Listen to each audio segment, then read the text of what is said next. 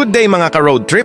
For today's video, dadaan tayo sa isa sa pinakadelikadong daanan sa eastern to western Samar. At ito ay from Taft to Paranas. Pag dumadaan ka dito, siguraduhin mo pag nakakita ka ng mga warning sign ng construction work ahead, magmenor ka para iwas disgrasya. Minsan may one-way lane lang dahil sa nasa gilid lang nakalagay ang mga bato sa kalsada.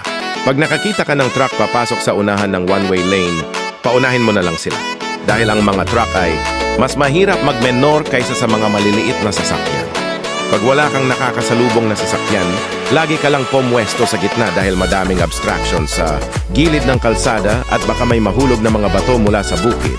At pag maulan ang panahon, dapat maging alerto ka lang palagi dahil prone ito ng landslide at madulas ang kalsada.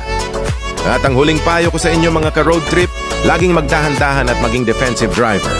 Yun lang mga ka-road trip. Salamat sa panonood ng video ko and stay safe everyone.